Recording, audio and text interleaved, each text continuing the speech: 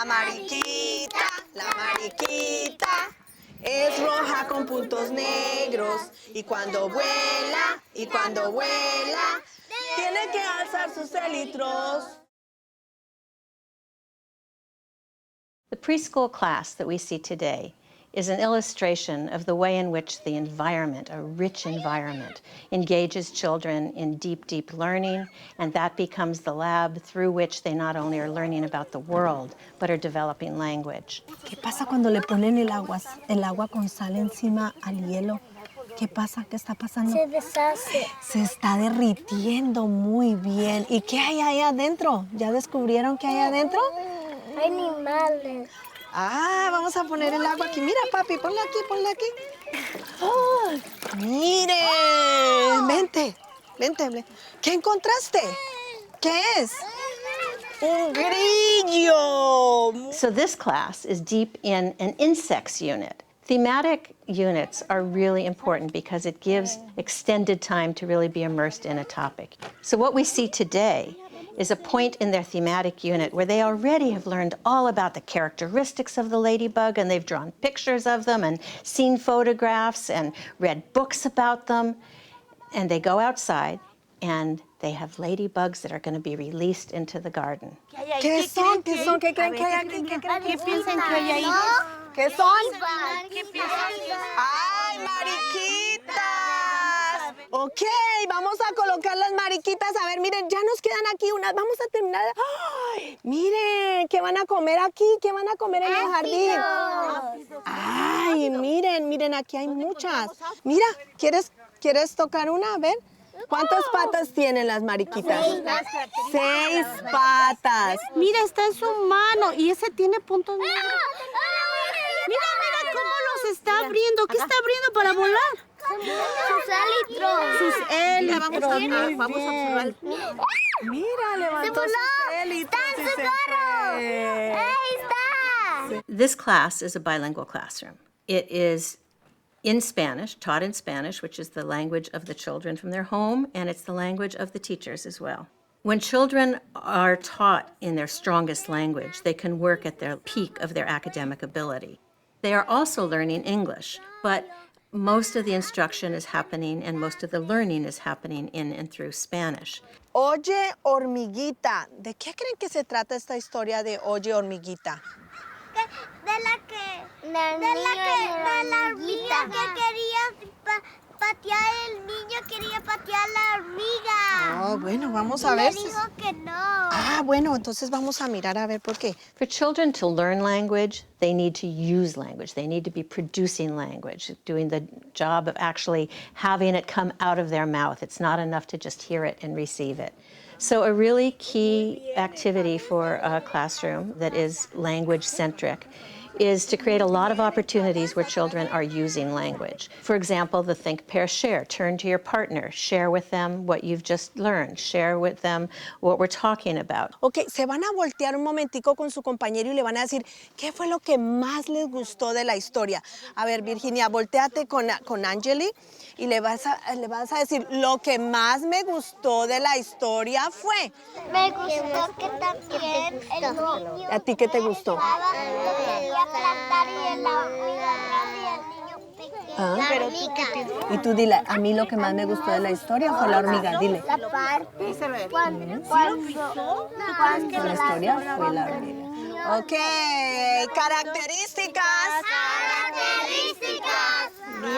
Rasgos especiales. Muy bien. The human brain of young children is just wired to develop language. And language develops not by sitting down and learning a list of vocabulary words. It develops through the process of labeling your world, of labeling your experiences, of learning how it is to communicate.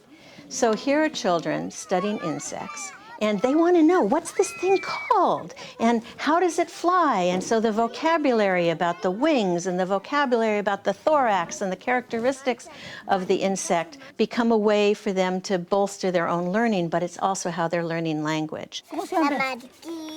La mariquita es roja con puntos negros y cuando vuela tiene que alzar sus élitros. This is one of those areas where there's an absolute match between what's best for children and what we need as a world. Young children need fresh air. They need contact with nature. They need that sense of awe and wonder. They need that lab of natural things to learn from. Our early childhood programs need to be places where young children have a connection to nature, build that sense of connection, and build that sense of love and engagement with the natural world. Ok, vamos a ir a las áreas. ¿A dónde quieres ir a jugar? Yo voy a ir a jugar al playhouse. ¿A dónde vas, Angeli? Ok, ¿tú? The indoor environment becomes where much more of the things that require real tables and require a certain kind of containment can happen as well. The teachers that plan for a unit like this, that plan for this kind of early childhood experience, always think in terms of centers. I know I want a block center. I want a place where kids can be building. And right now we're studying insects. Let's put some insects in there so they can create some insect hives. They're thinking art. That's a basic area of curriculum. Let's think about how we can create art related to this. So in the classroom, we saw them creating a honeycomb for their honeybees. All of those artistic skills, but it's in the service of this theme around insects. ¿Qué comen las abejas? Néctar. ¿De dónde sacan néctar las abejas? Flores. De las flores. ¿Y para qué? Para hacer miel. One of the ways children learn is through play and through dramatic play. So we saw both outside and inside costumes and things they could put on that let them really put themselves into the role of being an entomologist or being a ladybug. One of the key ways they learn is putting themselves in those roles. ¿Qué partes le ves a la abeja? Puedo ver la cabeza, las alas, los ojos puestos.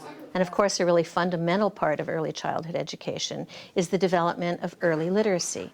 Engagement with books, engagement with narrative, engagement with story, engagement with text. And we also saw them involved in the telling of stories, in narrative retell. Tengo unas tres partes distintas como la abeja. So there's a story they were told, it was read to them, and then as they start to really learn the story, they take on the parts of the characters and they begin telling it themselves and doing it through the way young children learn, which is we get to play act this thing. ¿Qué dijo la hormiguita? Mi cuello, mi manera son fuertes para rosas. So what we see in this class is they are definitely learning academic language, but they're also learning how language goes together. They're comparing and contrasting things. They're doing it all for the purpose of this deeper learning about the world. They're excited about it. These words have meaning. They have purpose. They have function for them because they're so excited about these ladybugs. A ver, son diferentes, entonces digamos, la mariquita es diferente de la abeja porque la mariquita tiene puntos negros y la abeja tiene rayas negras. Ok, buenos días papitos, entonces hoy vamos a compartir todo lo que han visto los niños de los insectos y vamos a hablar de la conexión escuela-hogar y cómo ustedes se sintieron con este proyecto. ¿Quién quiere ir primero? A ver, señora Esperanza, venga con Jeffrey, vengan acá, ven Jeffrey con tu mami. A ver, aquí. Y nos van a contar de su experiencia, de su trabajo con su insecto. A ver. So one of the things that we saw today is the result of a family school project. These things happen all the time in a SEAL curriculum where teachers are thinking about what is it I can have children go home and do with their families that connects the families to what we're learning in school, that enables the kids to bring something wonderful into the classroom that they've created with their parents. Parents are children's first teachers. And for young children who are in school and in programs for the first time, the connection between home and school becomes very, very important. To have these two very different worlds is difficult for children. So high-quality programs really work at the connection between families and schools and create opportunities for the parents to be part of what happens in school, create environments in the classroom where kids can see their families represented while they're at school. We saw that one of those kinds of projects was for families to work with their child to create some kind of model of an insect and to bring it in and share it with the class, and eventually those insects become part of the environment in the class. Fue una experiencia muy bonita. Ahorita pues para mí es una experiencia muy nueva y me gusta mucho compartir con él.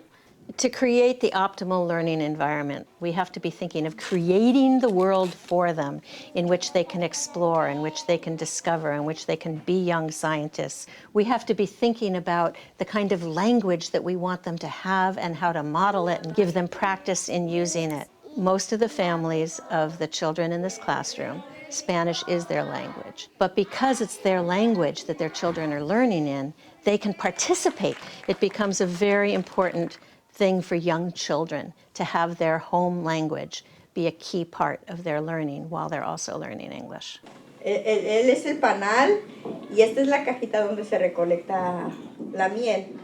Children feel such enormous pride when they're able to bring in something that they created with their parents. And families feel such incredible connection to their children's schooling when things like this happen. ¿Quedó? Las amo, quedó muy lindo. Gracias, gracias, gracias.